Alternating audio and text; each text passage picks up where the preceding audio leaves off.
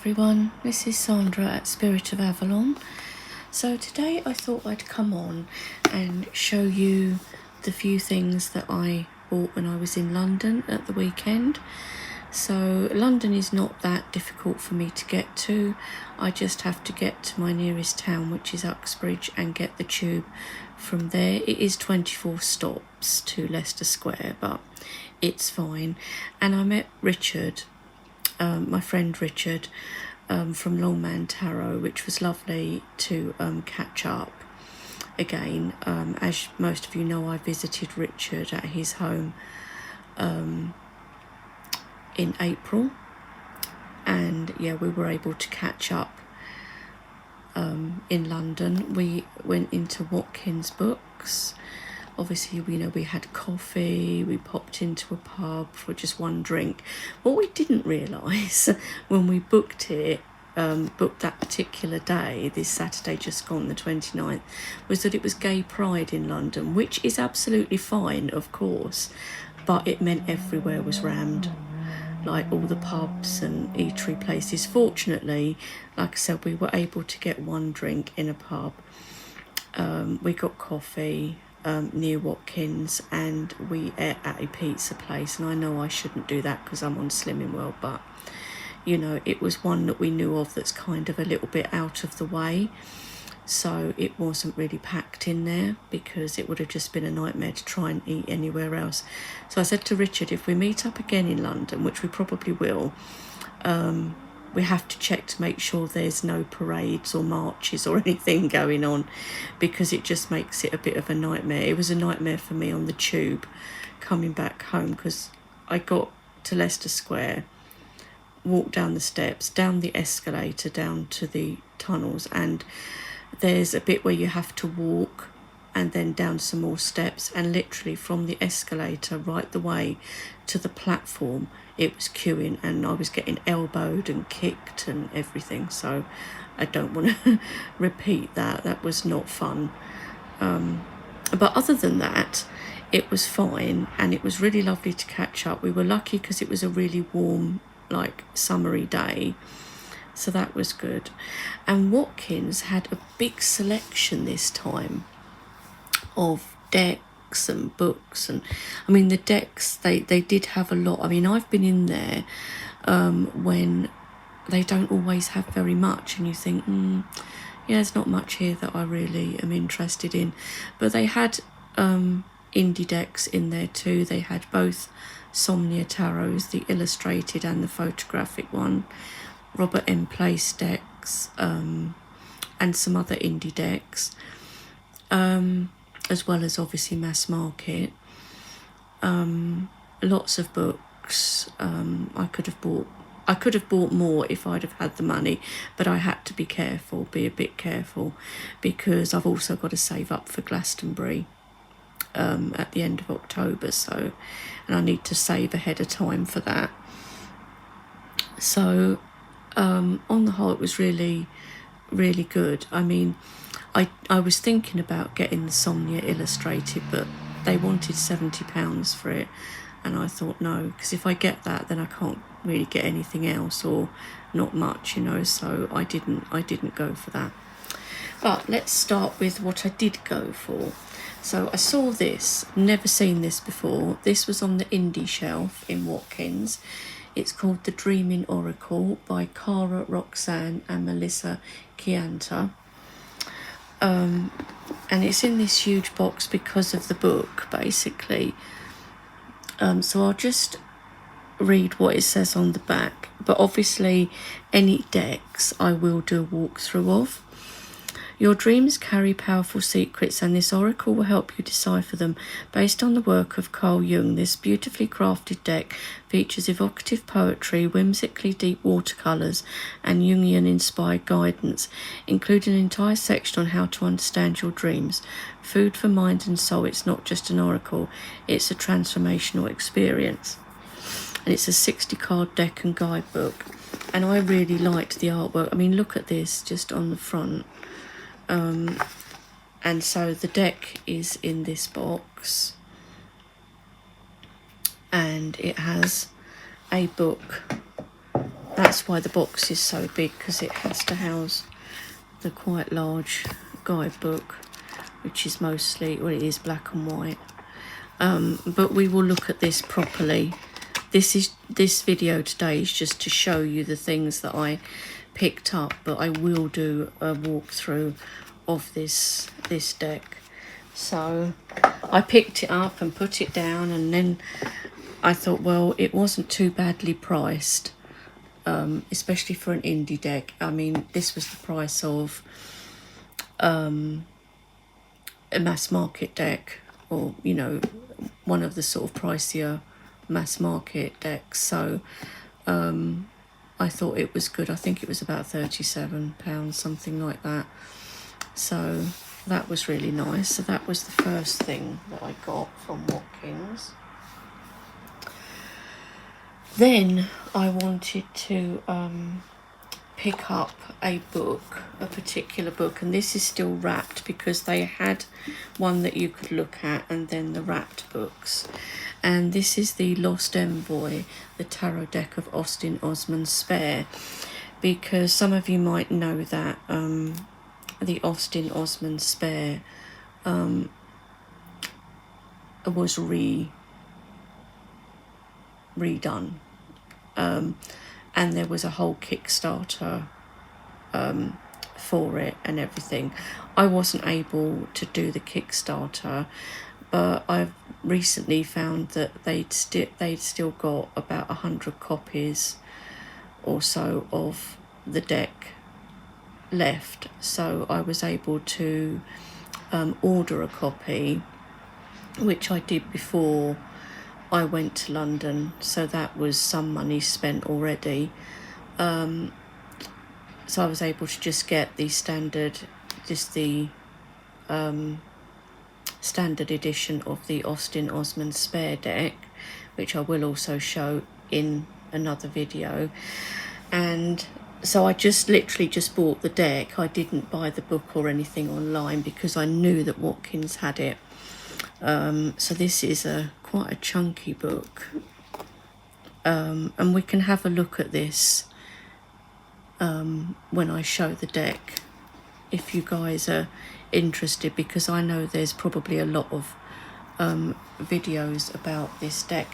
I mean, I was interested in it because the whole Austin Osman Spare thing, and, you know, it's almost like a historical deck, if you like. It's something different, and something that was made a long time ago, and, you know, it's been reworked, etc. Whatever they did to the deck, recolored it, I'm not sure.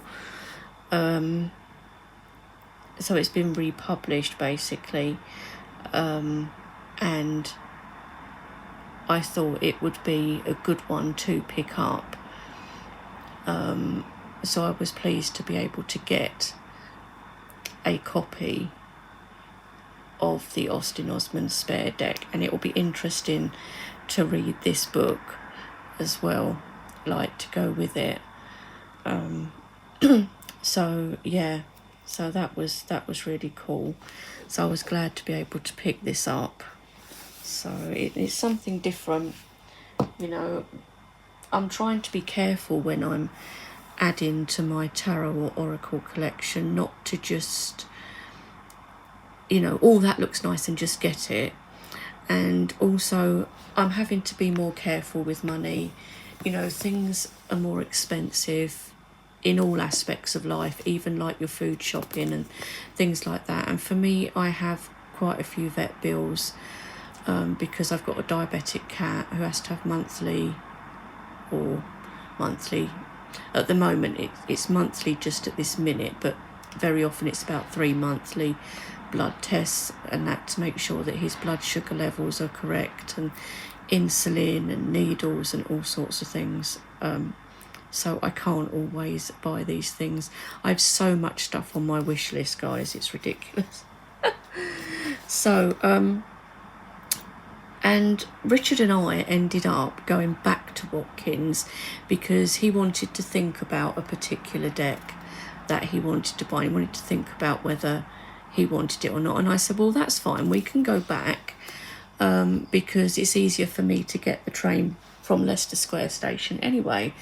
And he was okay with walking back to Victoria. So we went back to Watkins, and while he picked up his deck that he wanted to get, I'd had my eye on another deck, and I didn't get it in the morning, but when we went back there in the afternoon I did.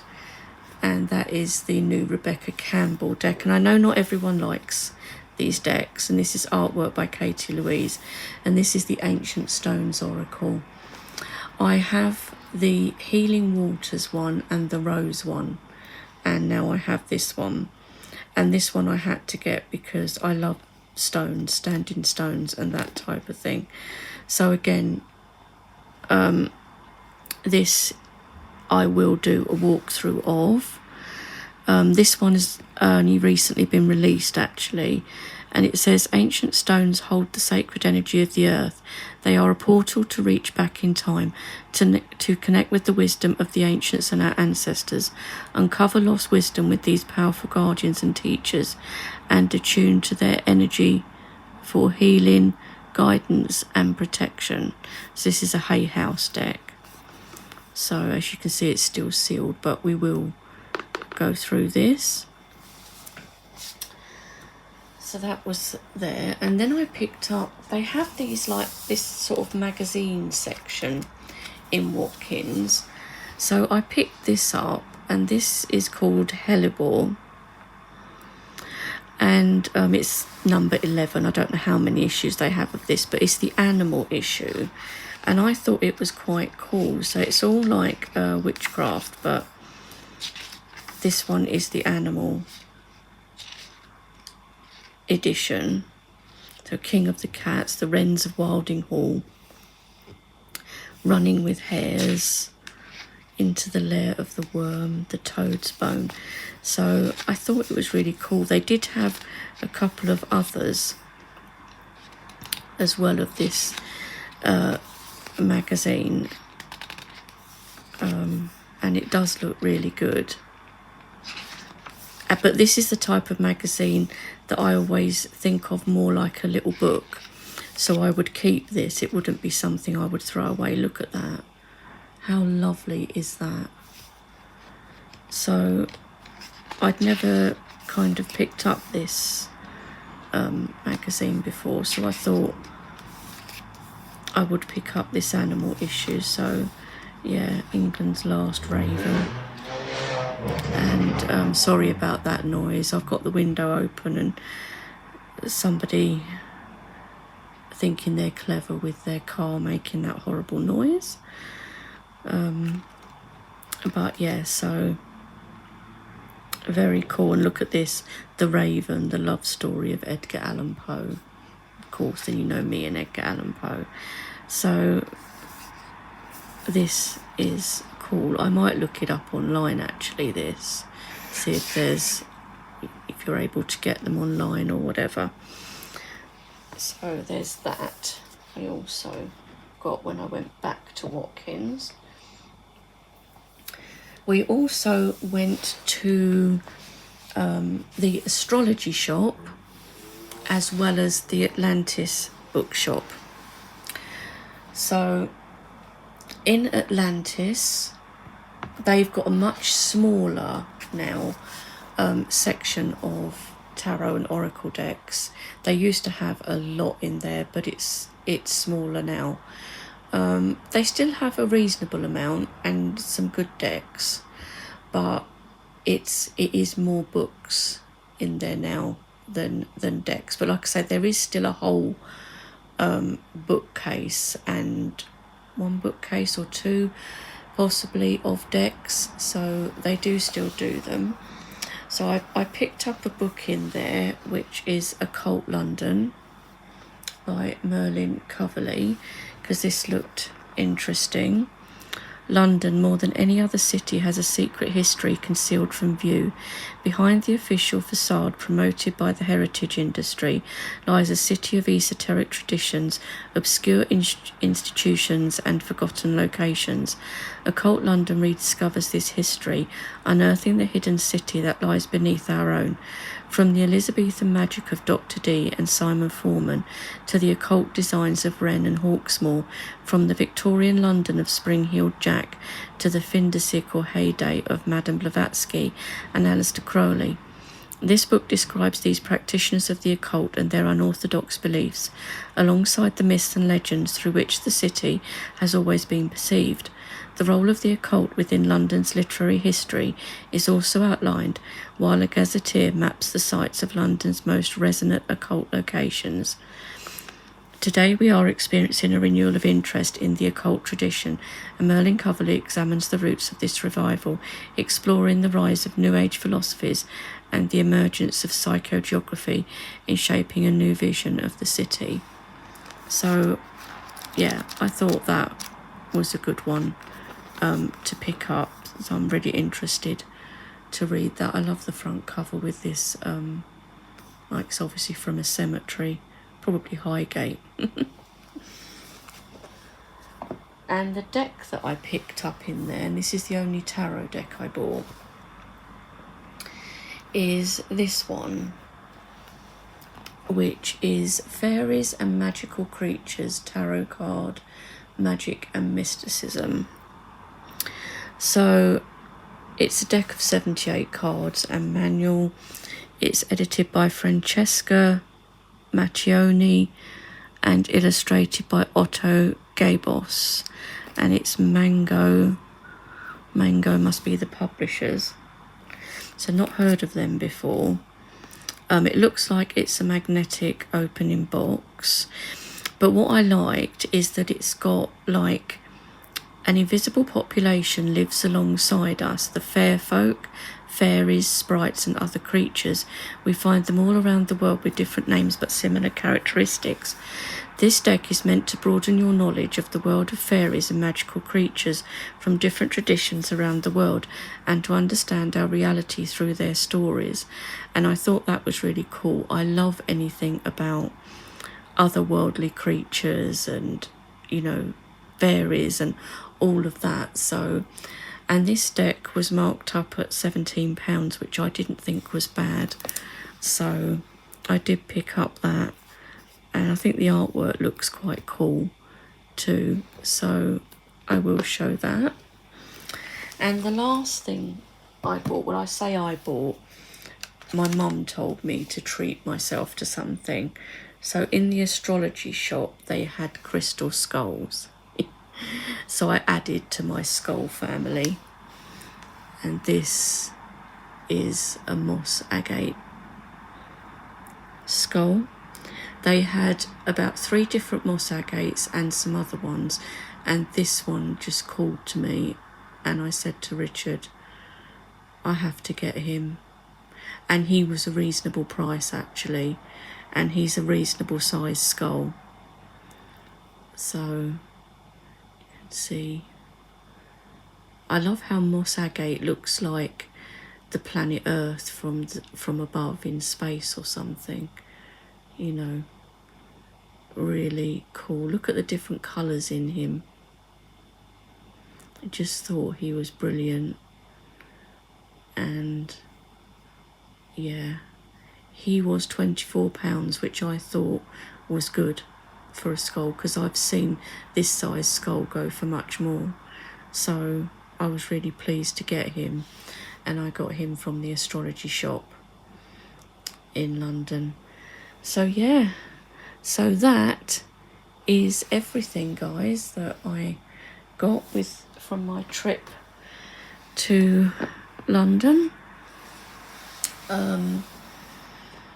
It was really nice. I could have bought more, but obviously, you know, you have to also have money for food and drink when you're out, so, you know, you can't have everything. I loved the look of the Wee Moon Tarot. I had a look at that in Watkins, and I was really tempted to get it, but I just couldn't do it. So that was unfortunate, but it's one of those things, you know, you can't have everything. And I may have some decks for sale as well. I'm thinking about selling my Terra Volatile, so you know, we'll see, because you know, if I want to get other decks that I'm going to use more, say, than that one, I'd rather kind of sell that and then get something that I really love and am going to use. So yeah. But anyway, those are my things. I hope you enjoyed seeing them. As I said, with the decks, I will be doing a walkthrough of all of them eventually. You know, when I can, I will be doing that. I'll probably start off with the indie deck, the Dreaming Oracle. That will probably be the first one that I do. But yeah, I hope everyone is doing really well. And yeah, I hope you enjoyed watching this little sort of mini haul video, and I will talk to you all soon. Bye for now.